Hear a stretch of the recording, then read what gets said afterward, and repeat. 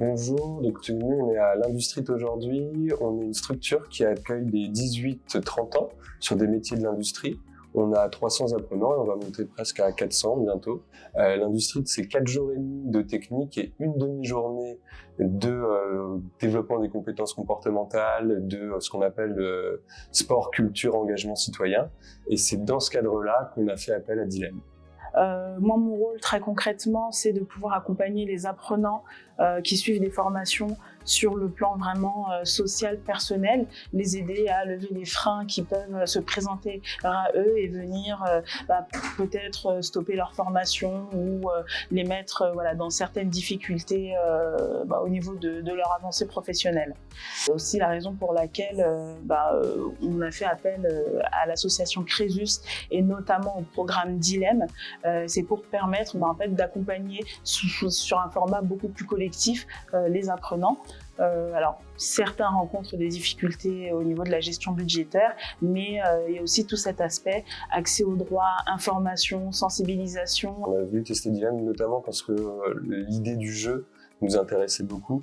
L'idée que les apprenants puissent se rendre compte par eux-mêmes qu'il faut payer une charge, par exemple, qu'il faut payer ses impôts. C'est quelque chose qui est très important pour nous, qu'ils se rendent compte par eux-mêmes.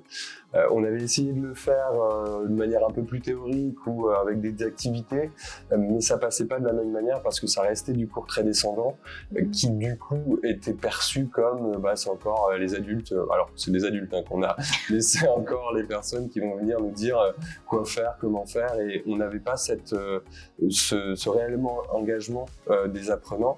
Les retours qu'on a, ils sont super intéressants puisque la dernière fois, quand Laura a participé à une session, on a eu un apprenant qui voulait pas du tout être là au début. Ouais. Normalement, il devait être en sport. Il pensait qu'elle allait en sport. Et à la fin, il a gagné. Il a gagné. Et il était chaud. Et il était très chaud et ça s'est très très bien passé. Il répondait aux questions, il participait, il échangeait. Donc progressivement, sa posture s'est améliorée. Il a pu s'inscrire dans un véritable travail de groupe. Et à la fin, moi, il me disait trop hâte de recommencer. Il y a un truc super intéressant, je trouve, sur le jeu Dilemme, c'est que c'est souvent difficile de ludifier des apprentissages, mais sur la gestion budgétaire, on a un système de jeu qui se fait presque naturellement et qui est très bien exploité par Dilemme, parce qu'on se prend en jeu parce que c'est notre argent, donc il y a toujours cette notion-là de je veux pas trop en faire, je veux quand même l'avoir au final. Ouais. Et en même temps, on apprend réellement puisqu'on est dans une gestion poussée de son argent, où il y a des thématiques qui vont être selon les groupes qui vont se révéler, qui ne seront pas toujours les mêmes, mais par contre ils se prennent au jeu et ils se rendent compte de certaines choses.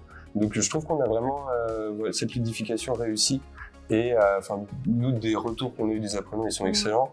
Les retours des équipes qui ont participé sont aussi très bons et on sent qu'il y a la mayonnaise, elle prend quand il y a ces jeux-là, parce que gestion budgétaire, ils veulent pas y aller et qu'à la fin, ils veulent y retourner. Et c'est toujours ça qui est important pour nous. C'est ça. Et je voulais m'associer à Laura parce qu'on avait quelque chose de très important à dire à Dilemme. On voulait souhaiter un très joyeux anniversaire à Dilemme. Très bon anniversaire à Dilemme. Et j'espère qu'il y aura une longue suite, puisque c'est un sujet qui nous tient particulièrement à cœur. Voilà. La gestion budgétaire et faire en sorte qu'on n'ait plus de surendettement aussi chez les jeunes.